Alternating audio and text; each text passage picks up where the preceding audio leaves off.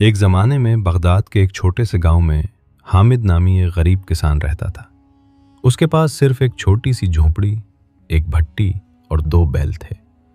وہ دن بھر کھیتوں میں محنت کرتا، شام کو تھک کر گھر آتا اور اپنی بیوی اور 3 چھوٹی بچیوں کے ساتھ اللہ کا شکر ادا کر کے روٹی توڑتا۔ حامد کے دل میں اللہ کا خوف اور قناعت تھی۔ لوگ اسے دیکھ کر کہتے، حامد تم اتنی محنت کرتے ہو پھر بھی غریب رہے؟ حامد مسکرا کر جواب دیتا، بھائی جو اللہ نے دیا ہے اس میں برکت ہے، لالچ نے تو بہت سے امیر لوگوں کو بھی برباد کر دیا ہے۔ ایک رات حامد خواب دیکھتا ہے کہ ایک بوڑھا درویش اس سے کہہ رہا ہے، حامد تمہارے گھر کے پیچھے پرانے کنویں کے نیچے ایک بہت بڑا خزانہ دفن ہے، اگر تم اسے نکال لو گے تو تمہاری 7 نسلیں بھی غریب نہ رہیں گی۔ حامد جاگ اٹھا، دل دھڑک رہا تھا۔ اگلے دن صبح وہ کنویں کے پاس پہنچا۔ کنواں بہت پرانا تھا اور تقریباً سوکھ چکا تھا۔ اس نے سوچا، اگر یہ خواب سچا ہے تو یہ اللہ کا کرشمہ ہے۔ وہ دن بھر کنویں کو کھودتا رہا۔ شام تک اس نے گہرا گڑھا کھود لیا۔ اچانک اس کی کدال کسی سخت چیز سے ٹکرائی۔ جب اس نے مٹی ہٹائی تو ایک پرانا لوہے کا صندوق نکلا۔ حامد کا دل زور سے دھڑکا۔ اس نے صندوق کھولا تو اندر سونے کے سکے، ہیرے جواہرات، موتی اور قیمتی پتھر چمک رہے تھے۔ اتنا بڑا خزانہ تھا کہ دیکھنے والے کی آنکھیں چندیا جائیں۔ حامد نے خوشی سے اللہ کا شکر ادا کیا اور صندوق کو گھر لے آیا۔ رات کو جب اس کی بیوی نے دیکھا تو وہ حیران رہ گئی۔ بچیوں نے خوشی سے تالیاں بجائیں۔ حامد نے کہا، اب ہم امیر ہو گئے ہیں، اب کوئی غربت نہیں، کوئی محنت نہیں۔ لیکن اگلے چند دنوں میں حامد بدلنے لگا۔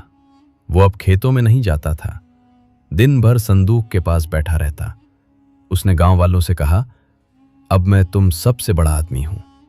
اس نے نئی بڑی حویلی بنوانی شروع کر دی، مہنگے کپڑے پہننے لگا، بچیوں کو سونے کے زیورات دلوانے لگا۔ بیوی سے کہنے لگا، اب تم غریب عورتوں کے ساتھ نہ بیٹھا کرو۔ لیکن جیسے جیسے دن گزرتے گئے، حامد کی بے چینی بڑھنے لگی۔ وہ رات کو نیند نہیں سو پاتا تھا، ڈرتا تھا کہ کہیں کوئی خزانہ چوری نہ کر لے۔ وہ صندوق کو تالے لگا کر رکھتا اور خود اس کے پاس سو جاتا۔ دوست آتے تو وہ ان سے شک کرتا، تم لوگ میرے خزانے کی طرف دیکھ رہے ہو؟ گاؤں والے کہنے لگے، حامد بدل گیا ہے، پہلے وہ اتنا اچھا اور سادہ تھا، اب لالچ نے اسے کھا لیا ہے۔ ایک دن حامد کو بخار ہو گیا۔ وہ بستر پر لیٹا تھا۔ اس کی بیوی نے کہا، حامد یہ خزانہ ہمارے لیے برکت نہیں لا رہا، پہلے تم اللہ کا شکر کرتے تھے، اب تمہیں سکون ہی نہیں۔ حامد نے غصے میں کہا، چپ رہو، یہ خزانہ ہماری قسمت ہے۔ رات کو اسے پھر وہی بوڑھا درویش خواب میں نظر آیا۔ درویش نے افسوس سے کہا، حامد تم نے اصل خزانہ کھو دیا، وہ خزانہ جو تمہارے دل میں تھا، انات، سکون، اللہ پر بھروسہ اور اپنوں کا پیار، وہ سب لالچ نے چھین لیا۔ جو خزانہ تم نے زمین سے نکالا وہ صرف پتھر اور دھات ہے، حقیقی خزانہ تو وہ ہے جو دل میں ہو۔ حامد جاگ اٹھا، اس کی آنکھوں سے آنسو بہہ رہے تھے۔ وہ اٹھا، صندوق کے پاس گیا اور ساری رات روتا رہا۔ اگلے دن صبح اس نے گاؤں والوں کو بلایا۔ سب حیران تھے۔ حامد نے کہا، میں نے ایک بڑا خزانہ پایا تھا، لیکن اس نے مجھے برباد کر دیا۔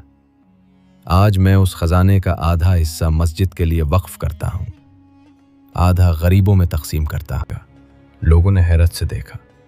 حامد نے سچے دل سے توبہ کی۔ اس دن کے بعد وہ پھر وہی سادہ، محنتی اور خوش کسان بن گیا۔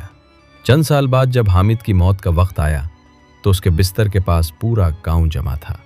اس نے بیوی اور بچیوں سے کہا، میں نے دنیا کا سب سے بڑا خزانہ پایا تھا اور پھر کھو دیا، لیکن اللہ نے مجھے دوبارہ واپس کر دیا۔ یاد رکھو، حقیقی خزانہ سونے چاندی میں نہیں، قناعت اور اللہ کے شکر میں ہے۔ لالچ انسان کو کبھی سکون نہیں دیتی۔ حامد کی آخری سانس کے ساتھ اس کے چہرے پر ایک مطمئن مسکراہٹ تھی۔